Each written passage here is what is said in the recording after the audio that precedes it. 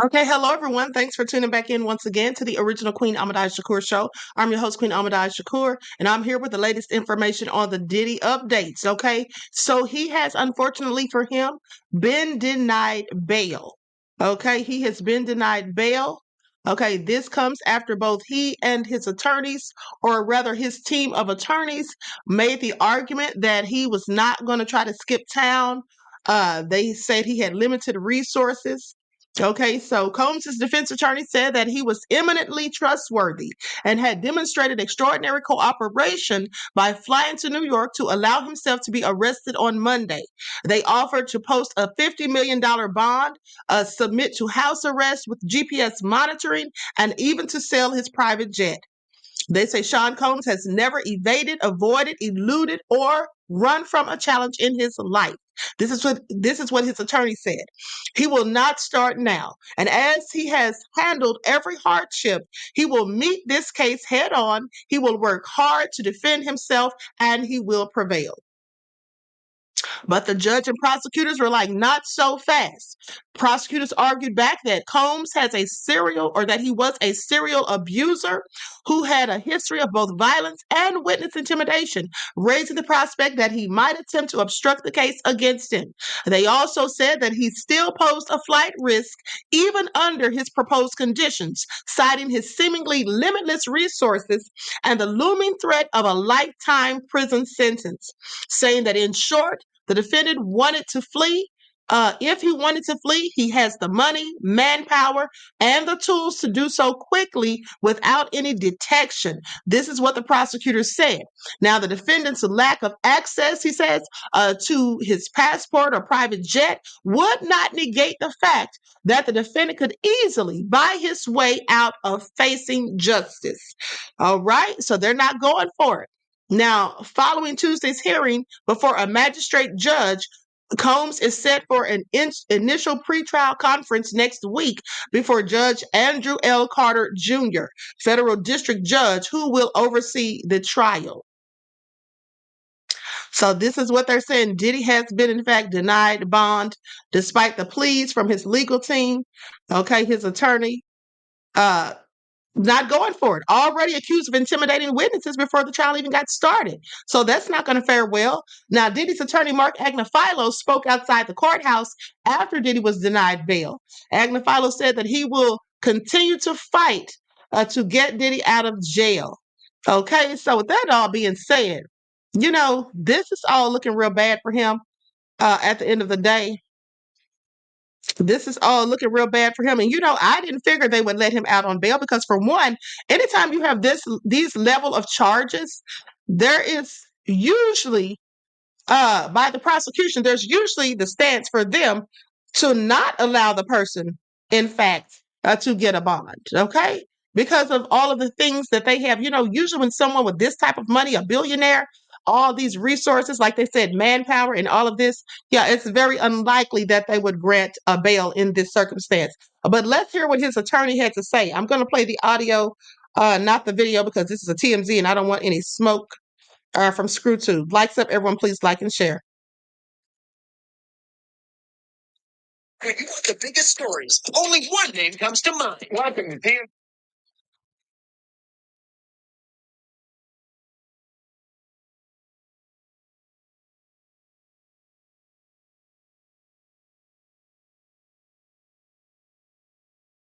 Waiting for this to cue.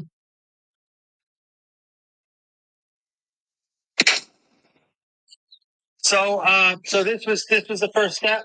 We have a bail appeal scheduled for tomorrow at 3:30 in front of Judge Carter, the district judge assigned to this case. I think that we made the points that we've been wanting to make. I think he came out. Mr. Combs is a fighter. He's going to fight this to the end. He's innocent.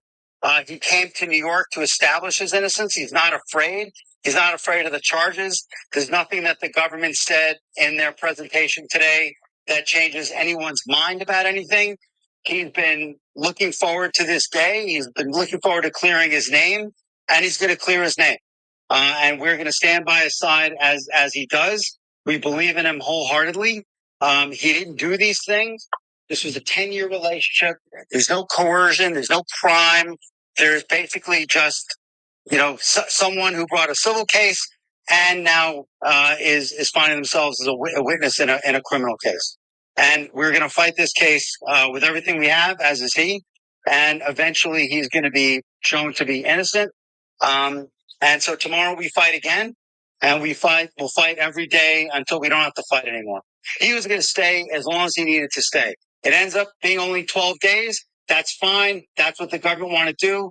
The government didn't want him to turn himself in. He came here to turn himself in. Why doesn't the government want him to turn himself in? Because then they can't ask for detention. So they go and they arrest him. They arrest the guy who came to New York to turn himself in. But we're going to make all these points again tomorrow, and we'll make them as much as we can until we get him out. So that's all I have. Okay, so you all heard that at the end of the day. So now it all comes out.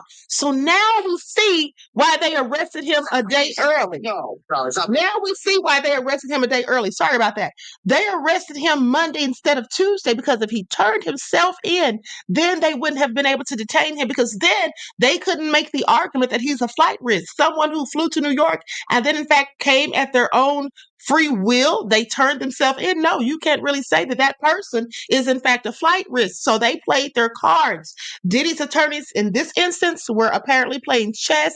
Okay, I mean playing checkers while the prosecution was playing chess. Okay, they really got one over on them with that all being said. Okay, but let's continue. So it goes on to say that Judge Robin F. Tarnofsky told the court, I thank you, your family members, for coming, but I cannot release him. Now, Diddy's sons, Christian and Justin, were inside the courtroom at the time. At approximately 12:47 p.m. Pacific Standard Time, Diddy's attorney is taking on the narrative that the rap mogul isn't a brute and a bully, seemingly hinting there's more to the story regarding the 2016 hotel hallway incident involving Diddy and his then girlfriend Cassie. Now, Diddy's camp argued victim one was looking through his phone and discovered he had more than one girlfriend, hitting the rapper in the head with a cell phone and taking off his clothing. Okay, which explains why he was in the hallway in a towel in the footage that surfaced back in May. So now they're trying to say that Cassie went through his phone and Cassie saw something in there that led her to think that he was messing around with somebody other than her. And then she went upside his head. This is all crazy. Honey, this is about to get real salacious. Please pay attention. Now they're trying to imply that Cassie went upside Diddy's head. Okay, and then took his clothes off. But let me continue. This is all crazy. They said that explains why he didn't have on any clothes and was just simply in a towel. Now, let me share this on the screen real quick. This is a sketch from the courtroom. Okay. As you can see, that's a sketch from the courtroom. You know, they don't allow cameras inside. All right. So this is all crazy. But let me continue. Likes up. Everyone, please feel free to like and share. Now, goes on to say that his lawyer claims Diddy and the unnamed victim, assumed to be Cassie, of course, were very much in love until the woman in question cheated for years with the trainer the A-lister provided for her. We've reached out to Cassie's reps for comments. So now here's where they're going with this. I want you all to pay attention. So now they're going to it with the fact that Cassie was the one cheating. She was the one doing dirt. She hit him. She was violent. Okay, despite all these facts that other people have come up and said about them witnessing him going upside Cassie's head on more than one occasion, not to mention Kim Porter, okay, also allegedly being abused by him, Lori Ann Gibson and her charges that she had against him, and all these other stories, okay? Steve Stout, Shakira Stewart. I mean, the list goes on and on. So we're supposed to think that little old Cassie, who probably weighs 105 pounds, soaking wet with two bricks in her pocket, mind you, went upside his head because she found something in his phone. Okay. I'm quite sure Cassie would not have been concerned because here's the thing. They already were having freak offs, and we already know what he was allegedly doing in those freak offs with not only just women, but men too. So why would Cassie be in her clear right mind go through his phone and get upset because she found out that he was cheating? Okay, I just want you all to pay attention and put on your critical thinking hats because this is just real crazy. Now, it goes on to say that Cassie notably married physical trainer Alex Fine in 2019. They share two children together. Diddy's attorneys claim that his client is not a perfect person, though he found himself in toxic relationships, but claims they were mutual. So everybody was agreeing to get their behinds beat. Okay, Diddy, yeah, we believe you. Now, however, earlier in court, it was suggested that Diddy wrote a large check to an ex for 10 years, and it's unclear who received the payment and for what reason. Wrote a large check to an ex of 10 years. Unclear who received the payment and for what reason. Now, 12:20 p.m. Pacific Standard Time. Prosecutors are laying after a case for denying Diddy bail. They say they're worried he will intimidate witnesses and obstruct the case if he's released on bond. What's more, the feds say that the witnesses they've interviewed have universally expressed fear, and prosecutors claim Diddy called his former artist, Kalina Harper, 54 times the day before she made a statement about a recent lawsuit they were named in. Prosecutors also say Diddy's got the money and the means to be a flight risk, and the feds say that he had what appeared to be narcotics in his hotel room when he was arrested. So, still doing that Coca Cola, okay, at the end of the day, and the Tootsie and all of that. Allegedly. Now, goes on to say the feds say a pink powder, I'm talking about Tootsie, pay attention, that tested positive for ecstasy was found in Diddy's hotel room, as well as other drugs. All nefarious, honey. He didn't learn his lesson yet. Keep him in jail without no bail. Now, Diddy just pled not guilty to all the charges against him. The embattled mogul, pled not guilty to all the charges against him. The embattled mogul made his initial appearance in federal court Tuesday afternoon in Lower Manhattan, where he entered a not guilty plea as expected. The more pressing issue for Diddy right now was whether or not the judge would let him out on bail, and we can clearly see that the answer is no. Okay, even though he offered to fork over a staggering $50 million as a bond. Okay, he wouldn't pay that amount in cash. Instead, he offered his $48 million Miami mansion, which we already know, and told him he'd wear a GPS monitor and all of that. But the judge said, no, no, sir, it's not happening. We're not going for it. It's a no for me. And you must sit here and we'll come back and try it again tomorrow. But it's not looking good. Now, briefly before I roll up out of here, everyone please like and share this video. Make sure you like and share. It doesn't cost you a thing.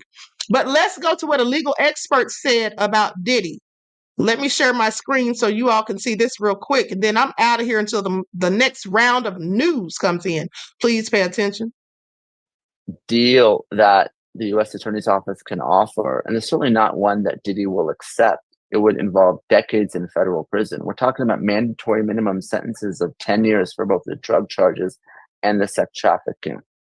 So we know that Diddy has fought charges before. There were state charges, there were gun-related, the nightclub shooting with J-Lo, but he's going to dig in his heels, and this case is going to trial. So if you're prosecutors, you really want to make sure that your evidence is bulletproof before you go down that route. There's really no deal that the U.S. is.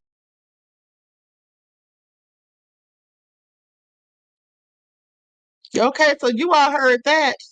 They said they're talking about mandatory minimums. There's really no deal that the prosecution could offer that Diddy would accept. We're talking about decades in prison, mandatory minimum sentences, and all of this. So Diddy's not taking a deal. He's going to trial. He has nowhere to turn. Now everything is closing in on him. More allegations are likely still to come because let's not forget that the feds gave a number that if you know anything about any of the cases or accusations against Diddy, to please come forward. So I'm telling you, as I told you all months ago, more people are still going to be coming out. Okay, please pay attention. This is all nefarious. At the end of the day, Diddy has no one to blame but himself and his greed. Okay, and his thirst for power and prestige and privilege, and the fact that he loved and enjoyed and got such a kick out of probably euphoric pleasure from looking down and talking down on other people and putting paws on people. Okay, so now this has all come to a quick end. We're going to see how it pans out. But right now, there's no bail for Diddy. He's going to have to sit tight and have another sleepless night. And he better be guarding that pussy because I'm quite sure there's some people that's already waiting for it. Okay, please pay attention. All right, so I will be back with the next updates. Talk to you all again soon. Peace.